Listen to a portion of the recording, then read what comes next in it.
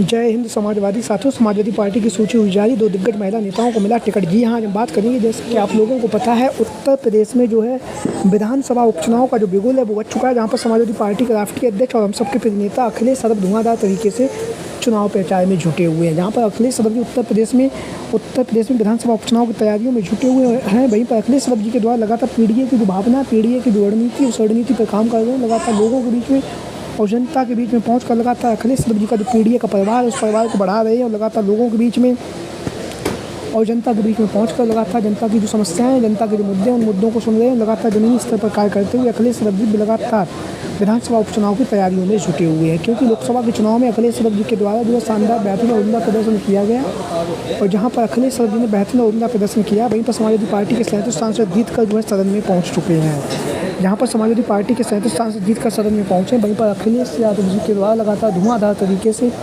अब समाजवादी पार्टी के विस्तार पर ध्यान दिया जा रहा है। वहीं पर अखिलेश यादव जी लगातार जो है पिछड़ा, दलित, अल्पसंख्यक आदि आबादी के लोगों को एकमुश्त करते हुए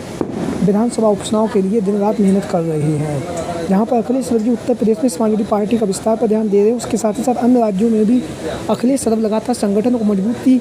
के साथ चुनावी मैदान में उतार रहे हैं और संगठन को मजबूत कर रहे हैं और लगातार अखिलेश यादव समाजवादी पार्टी को राष्ट्रीय पार्टी बनाने के लिए धुआंधार तरीके से जुटे हुए हैं। जहाँ पर आप सभी लोगों को पता है उत्तर प्रदेश में 10 सीटों पर विधानसभा का उपचुनाव, उसी के साथ ही साथ झारखंड में भी विधानसभा का चुनाव है। झारखंड के विधानसभा के चुनाव के लिए अखिलेश यादव जी लगातार जो है पीडीए की रणनीति पे काम कर रहे हैं और झारखंड के साथ में महाराष्ट्र में भी विधानसभा का चुनाव है। महाराष्ट्र में जहाँ पर विधानसभा का चुनाव है और झारखंड में भी विधानसभा का चुनाव है। जम्मू कश्मीर में जो विधानसभा का चुनाव हो चुका है, वहाँ पर अखिलेश यादव जी के द्वारा 20 प्रत्याशियों को चुनावी मैदान में उतारा गया था और 20 में से हालांकि कोई भी प्रत्याशी चुनावी मैदान में जीत नहीं सका है। जहाँ पर अखिलेश यादव लगातार उत्तर प्रदेश में पीडीए की रणनीति पर ध्यान दे रहे हैं, वहीं पर लगातार महिलाओं को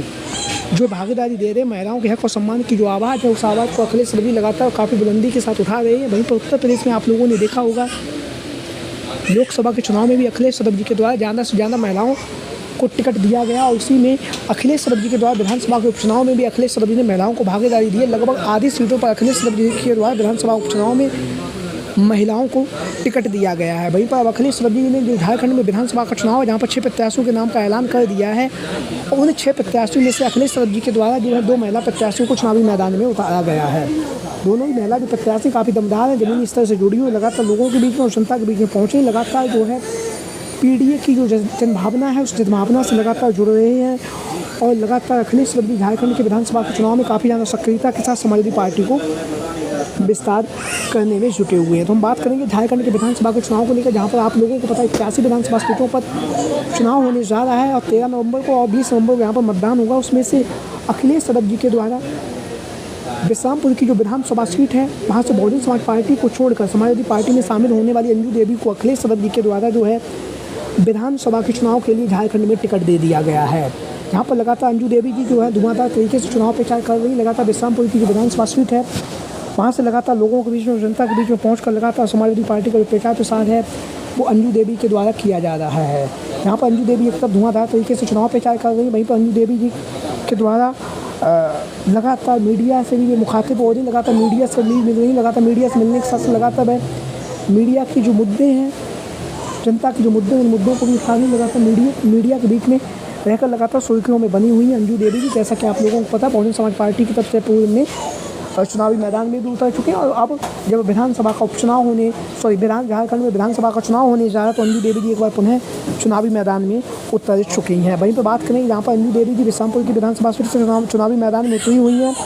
वहीं पर बात करेंगे झारखंड में छतरपुर की जो विधानसभा सीट है, यहाँ से ममता भुइया को अखिलेश यादव जी के द्वारा चुनावी मैदान में उतार दिया गया है। ममता भुइया लगातार से जो छतरपुर की विधानसभा सीट है वहाँ पर जनसंपर्क कर रही, लगातार लोगों के बीच में, जनता के बीच में पहुँच कर लगातार जो समाजवादी पार्टी का प्रचार प्रसार है वो ममता भुइया के द्वारा किया जा रहा है। लगातार ममता भुइया लोगों से मिल रही है, लगातार जनता के बीच में पहुँच कर दिन रात मेहनत कर रही है। वहीं पर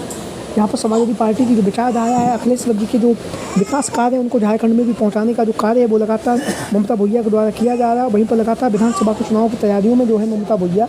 जुटी हुई झारखंड के विधानसभा के चुनाव के लिए दिन रात मेहनत कर रही छतरपुर की विधानसभा सीट से। वहीं पर अखिलेश यादव जी के द्वारा 6 अन्य प्रत्याशियों को चुनावी मैदान में उतार दिया गया है। तो अखिलेश यादव जी के द्वारा लगातार समाजवादी पार्टी को विस्तार पर ध्यान दिया जा रहा है और लगातार अखिलेश यादव जी यहाँ पर समाजवादी पार्टी के विस्तार पर ध्यान दे रहे हैं। वहीं पर समाजवादी पार्टी को राष्ट्रीय पार्टी बनाने के लिए भी अखिलेश यादव जी दिन रात मेहनत कर रहे हैं। आप लोगों की जो भी राय है वो सभी साथी कमेंट बॉक्स में अपनी राय ज़रूर दें। जय हिंद, जय भारत।